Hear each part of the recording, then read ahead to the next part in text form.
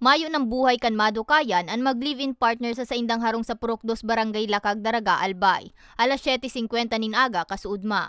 Binisto ang biktima na sinda Gloria Magaliano Lorena, 64 anyos, asin Joel Millares, 59 anyos. Sigun sa tugang kan dating esposo ni Lola Gloria na si Dante Lorena, nakataid arong mansanakan mga biktima. Mayo siyang nadangog na nagpasuway ang mga biktima banggi antes na madukayan ang mga ininggadan.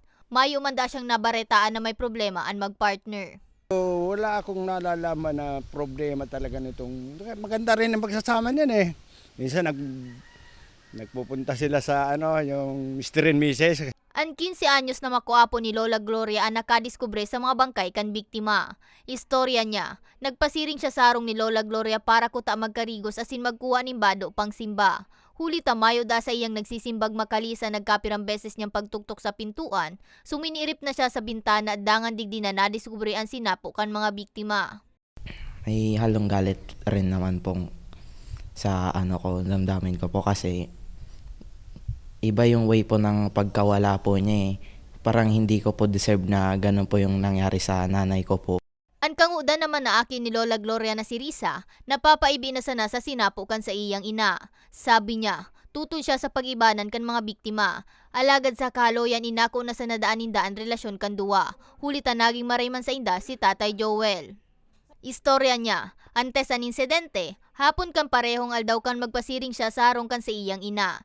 Nahiling niya man ang paghali ni Tatay Joel para subot maguli sa residensya Mangkaini sa barangay Inarado. Hasta sa uminabot na liwat si Tatay Joel, asin nagdesidir na siyang umuli namang pasado alas 7 ning banggi. Day niya sa nadahon naon, na inina ang huring beses na makakaiba niya si Lola Gloria. Sa kanyang picture ng nanay ko, marami po siya ditong pasa. Puro po yung pasa. Tapos may sakal.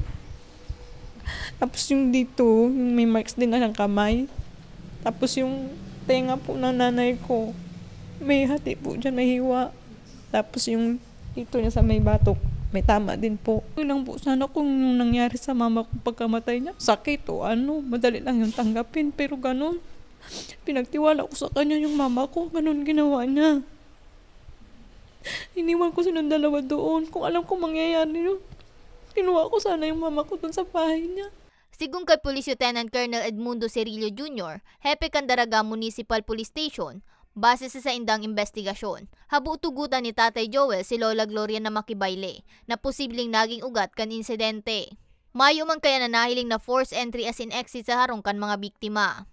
Po sa atong observation talagang may struggle duman sa laog kang harong, talagang sindan duwa nagkaigwa kay iskapol. So, may tama din po sa lalaki.